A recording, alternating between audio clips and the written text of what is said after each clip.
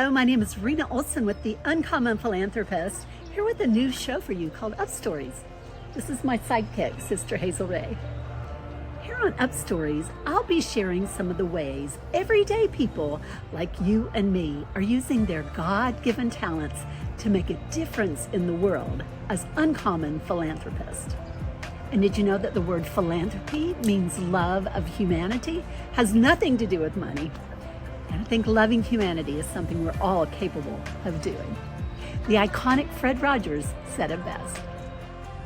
You know, my mother used to say, a long time ago, whenever there would be any really catastrophe that was in the movies or on the air, she would say, always look for the helpers. That's such great advice, to not only look for the helpers, but even consider being the helper.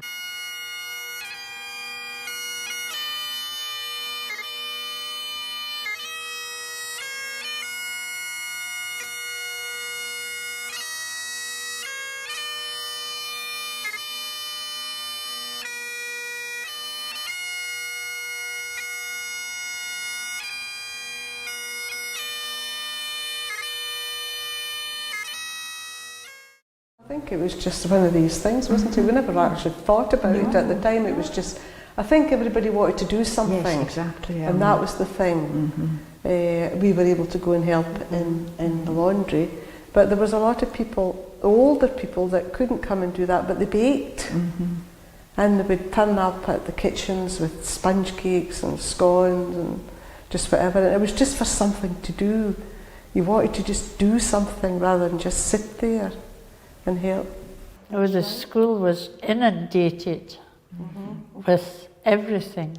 I think the shops were emptied of vegetables and what have you, but then the cakes and the scones started, and that was what the boys, they needed something like that to keep them going, because there were only boys thrown into something horrific. And that's it. No, and there's lots of people in Lockerbie that we'll never know who were really kind and done a lot and never said a word about it. Well, I know my mum's dead now, but she baked and baked, and she was a cracking baker, you know. Yeah, and it just... And sometimes when the boys come in from searching, they didn't want a meal. No, they just wanted a few stuff. minutes to sit in the corner, think, and maybe just have a wee cup of tea and a wee scone or a wee something, wasn't it? A few stuff. minutes and then Yeah. get their heads round it, because they were seeing terrible things. So I serve with an international NGO in Tanzania called Ubora, Tanzania. I never dreamed that Africa would be part of my story, but when those doors opened up for me, I was noticeably resistant at first, but then I thought, let go. And I went, and when I met these kids, in the end, it was absolutely worth it. Everybody, have a great day. Hi. Hi. Time for school. Good morning.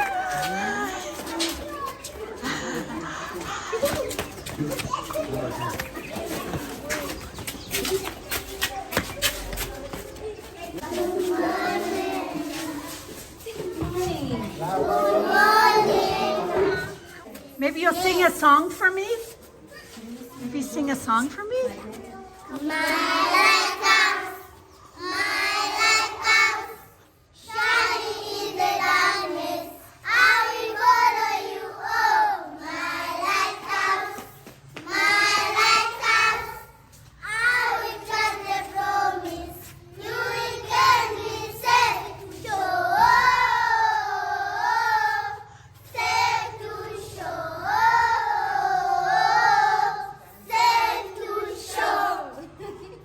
Wow, that was so good. Wow, thank you, teacher.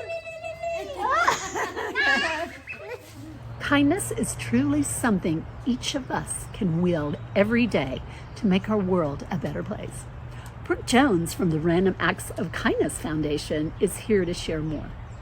It's how we survive as a species, right? It's not, in my mind, it is not the fittest survive, right? It's those who take care of each other survive. I think that giving of yourself, whether it's a moment, whether it's volunteering over a period of time, whatever it is, that is all kindness, that is all philanthropy. To me, it is all the same thing, just giving of yourself. And I think that when we recognize that caring for other people is actually making us all better, ourselves personally and our community, then we realize it actually is really, really powerful.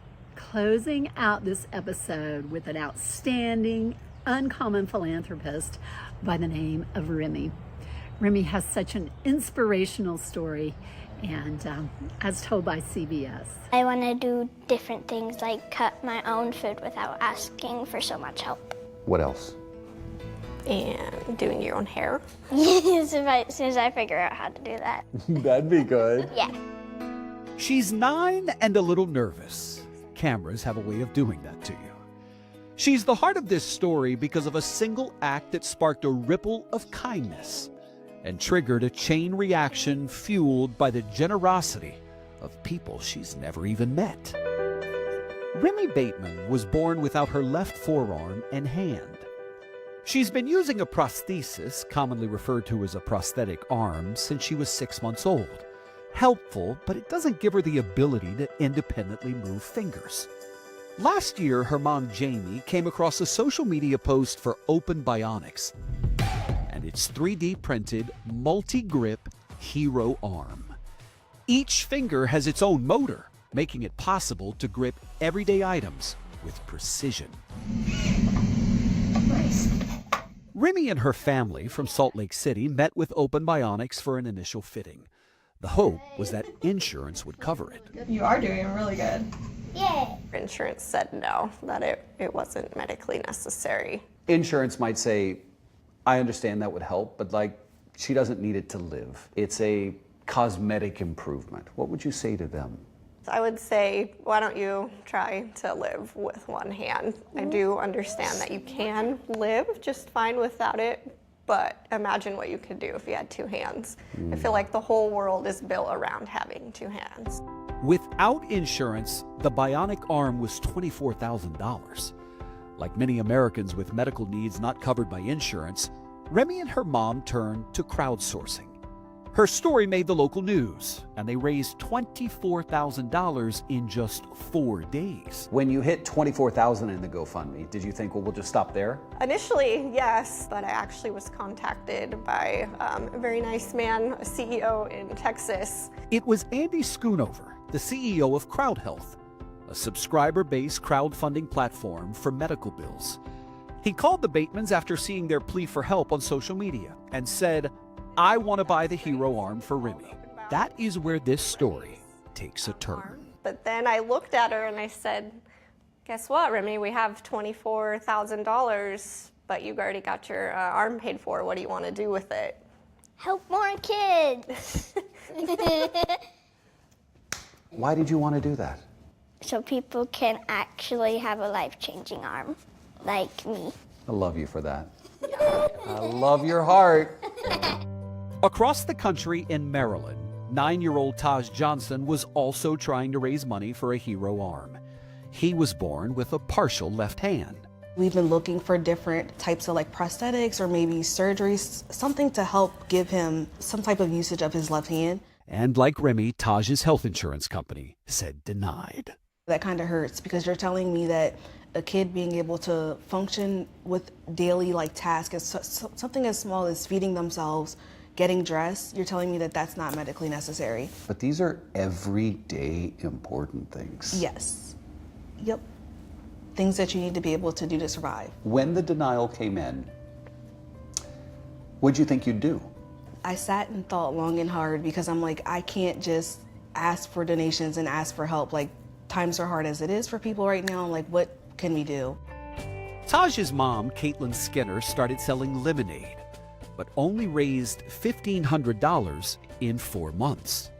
Then she got a call from Remy's mom. We wanted to offer your family. Our GoFundMe got so much love and support from everybody. We wanted to pay the rest of what Taj needs to get the hero arm for himself for you guys. Oh my gosh. We are so grateful and thankful because I really just sat here today and was thinking like I wasn't able to do this for Taj for Christmas, but maybe like next summer we'll be able to get it done. Guys. Have you met Remy? Not yet. No. What would you like to say to her, Tosh? Thank you for paying for my prosthetic, and I hope we'll meet one day. Yeah, that would be great, wouldn't it? That'd be great. One day. I'm sure you'll meet her one day. Yeah, that's my guy. Taj and his mom drove to New York City to meet with Dan Green, who will make the mold that will become Taj's hero arm. And guess who else arrived in New York at our invitation? Hey Taj, how's it going, bud? Good. Good, how you feeling today? Good. Good, you excited again? Yeah? Ready to get the next step done? Hi. I drew a picture. Sweetheart. It's for you. Remy brought Taj a special gift. Thank you, Remy. Remember that lemonade they were selling? You trade me lemonade for your robot arm. Thank you, Remy. You're welcome, Taj. A new friendship forged through the kindness of strangers. The donations for Remy continue to pour in. So you know what she's done? Pay it forward. She's used the funds to help 2 more children purchase their hero arm. 11-year-olds Faith from Florida and Gio from Peru. As for Remy, she is thrilled to have fingers that function. Awesome, I love it. The hero arm makes even the smallest things a triumph. Wow. Yeah!